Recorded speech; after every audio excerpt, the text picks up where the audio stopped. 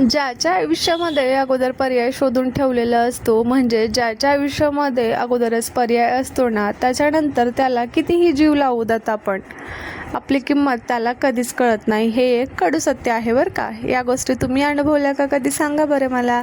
Shri Swami Samarth. Hi hello family, मी Pooja lifestyle working blog YouTube चॅनलमध्ये तुमचं पुन्हा एकदा खूप खूप खूप स्वागत आहे तुमचं पुन्हा एकदा माझ्या आजच्या नवीन व्हिडिओमध्ये. गुड मॉर्निंग, शुभ सकाळ, श्री स्वामी समर्थ सर्वांना. तर अशी आमची आजची मॉर्निंगची सुरुवात झालेली आहे.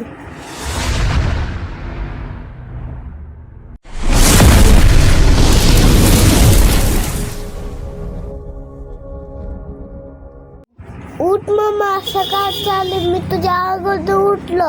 आम्ही चहा बनवला आला. माझ्यासाठी चहा बनवणार तू? चला मग मस्त असं पटकन फ्रेश होऊयात. आणि राज माझ्यासाठी कॉफी बनवणार आहे म्हणे, तर कशी बनवतो बघूयात. मम्मा आसलेत उठली. मम्मा आसलेत उठली. मम्मा आसलेत उठली. कोण लवकर उठलास? मी लेट मग मी गुड गर्ल नाही आहे, नाही. तुम्ही गुड बॉय आहे.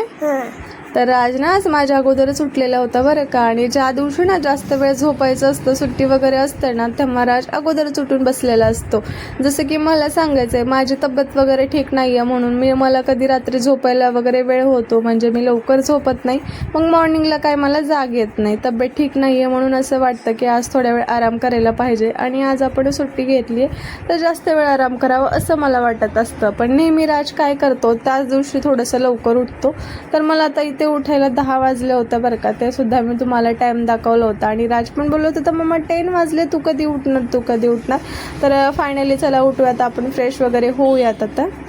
आणि कोण कोण माझ्यासारखं जास्त वेळ झोपतं सांगा बरं, जेव्हा तब्येत बरी नसते तेव्हा. आणि आपण जर जास्त वेळ झोपायचं ठरवलं ना, तर आपले मुलं आपल्या अगोदरच उठतात बरं का. हा माझा खूप मोठा अनुभव आहे, कारण जेव्हा मी आजारी पडते, मला जास्त वेळ झोपायचं वगैरे असतं ना, तेव्हा माझं बाळ अगोदरच उठून हे वाजव ते वाजव, हे पाड ते पाड, ह्या घरामधून त्या घरामध्ये जा आणि काहीतरी आगाऊपणा कर, अशा त्याच्या काहीतरी गोष्टी असतात. मला सर्वात महत्त्वाचं सांगायचं म्हणजे राज कुठे काय करतो याची भीती वाटत नाही, तो लवकर उठलाय का काय याची सुद्धा भीती वाटत नाही.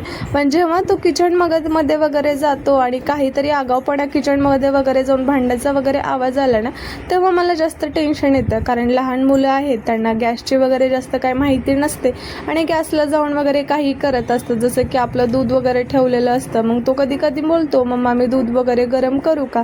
मग मला त्याची जास्त भीती वाटते की मला उठायला उशीर नाही झाला म्हणून तो म्हणेल की मम्मा मी चहा दूध वगैरे करतो. आणि कधी कधी तो लायटर वगैरे घेऊन असं करतो ना गॅसचं, त्याच्यामुळे मला जास्त टेन्शन येतं. तर मला ही भीती वाटते बरं का. तुम्हाला वाटते का खरं सांगा बरं. कारण सर्वच मदर्सला, सर्वच मम्मीला, सर्वच आईला याची भीती असतेच. कारण आपले आगाऊ मामा एवढे आगाऊच असतात, आहे ना उंदीर मामा. चला मग आता पटकन ब्रश वगैरे घेऊयात, ब्रश करूयात. राज उठला होता पण निगामस्ती त्याची चालू होती, त्याने काय ब्रश वगैरे केलेलं नव्हतं. तर पडदा उघडले इकडच्या साईडनं खूप सारं ऊन वगैरे आलं. आणि झोपेतून उठल्यानंतर ऊन वगैरे म्हटलं तर थोडासा डोळ्याला त्रासच होतो. जसं की आपण अंधारमध्ये खूप वेळ असल्यानंतर डोळ्यांमध्ये जर जास्त उजेड पडला, अचानक जर कुठली लाईट वगैरे ऑन झाली, तसं डोळ्यांना त्रास होत असतो.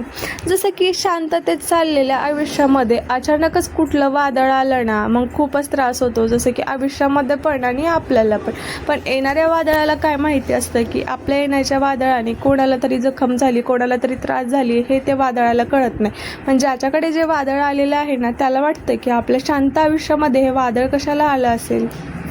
बाकी आप समजदार हो.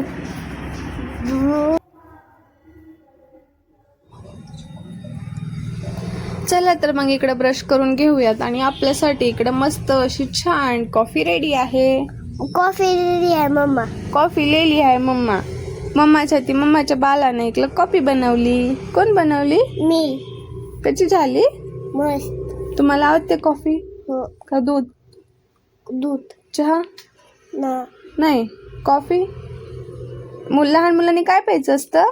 दूध प्यायचं असतं. फ्रुट्स खायचं असतं का चॉकलेट खायचे असतात? फ्रूट. नक्की? हो.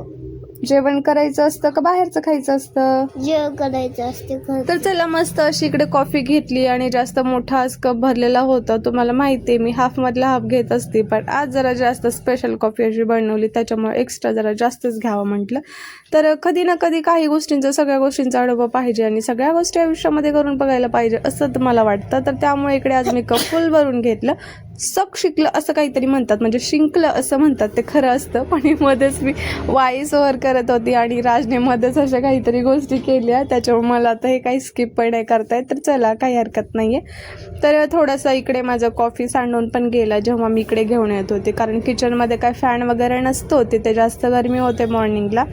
त्याच्यामुळे म्हटलं आपण इकडेच बसून मस्त अशी कॉफी घेऊयात. तर जुनं म्हण तुम्ही ऐकलं आहे का, कोणी असं शिंकलं मध्येच बोलतं वेळ जर आपण काहीतरी गोष्टीवरती चर्चा वगैरे करतोय आणि असं शिंकलं की म्हणतात बाळानं शिंकलं आणि ते गोष्ट खरी आहे. आणि खरंच जे गोष्ट काही खरी असते तेव्हाच असं होत असतं असं म्हणतात. आणि मोठ्यानं पण शिंकलं असं तरी म्हणतात की शिंकलं ते खरी गोष्ट आहे असं म्हणतात. आणि ते लाईटीचं वगैरे पण असं काहीतरी गोष्ट आहे की आपण काहीतरी गोष्टीवरती डिस्कस करतोय, बोलतोय आणि अचानकच मध्ये लाईट आली की तेव्हा आपण त्याच गोष्टी बनत असतो. तर चला, दररोज मी आंघोळ झाल्यानंतर चहा किंवा कॉफी जे काही गोष्टी आहेत त्या घेत असते, पण आज थोडंसं उठायला पण लेट झाला ना, त्याच्यामुळं म्हटलं अगोदरच घेऊयात आणि नंतर आपण आंघोळ वगैरे करूयात. कारण राजला वगैरे सुट्टी होती आणि जेव्हा सुट्टी असते तेव्हा पण जरा त्याला जास्त एक्स्ट्रा टाईम काढून वगैरे मग मी जास्त हे करत असते. कारण मुलं लहान स्कूलमध्ये वगैरे खेळत असतात ना, तर जास्त धूळ वगैरे माती त्यांच्या पायावरती वगैरे जमलेली असते ना, त्यामुळे मी थोडासा वेळ जास्त काढूनच छान अशी राजला रेडी करत असते. तर झाले मी फ्रेश वगैरे, थोडंसं स्वयंपाकाचं काम वगैरे होतं ते पण आवरून घेतलं. मी इकडं कुकर वगैरे लावून घेतलं. आता तुम्ही म्हणत असाल इकडं काय करते, तर इकडं कुकर लावून घेतलं आणि आता इकडे मला करून घ्यायची होती देवपूजा वगैरे.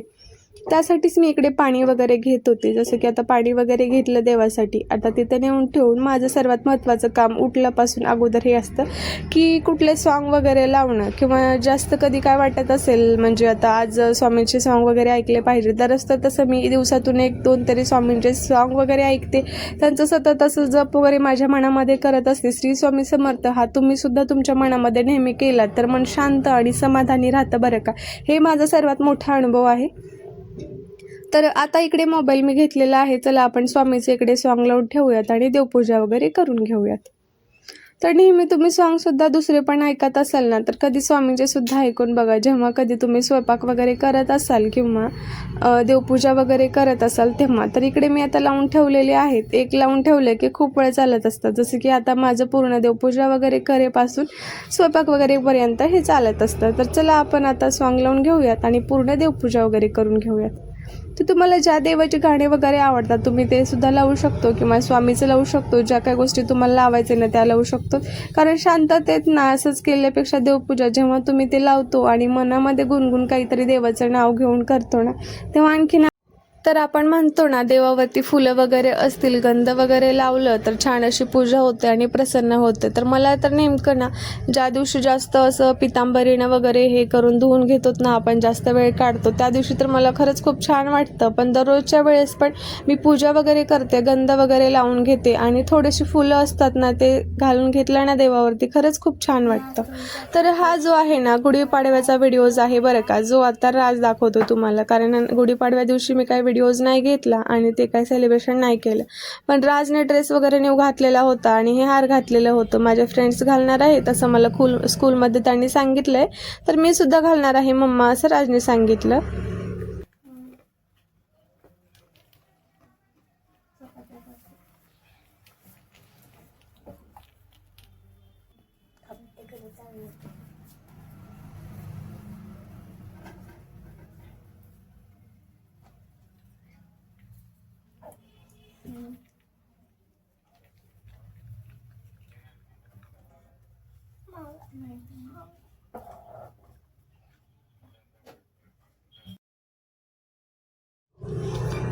त्याचं त्यानं स्वतः न्यू ड्रेस घातलेला आणि त्याचं तो बोलला की मम्मा मी असं असं करणार आहे आणि व्हिडिओ सुरुवात करणार आहे. तर इकडे मी करत होते स्वयंपाक, तर महाराज स्वतः ड्रेस घालून इकडे रेडी होऊन आला आणि मला बोलला मम्मा तुझा थोडासा मला फोन दे ना, कारण मला व्हिडिओज बनवायचा आहे. ठीक आहे म्हटलं. तो काय काय बडबड करत होता ते मला काही समजत नव्हतं.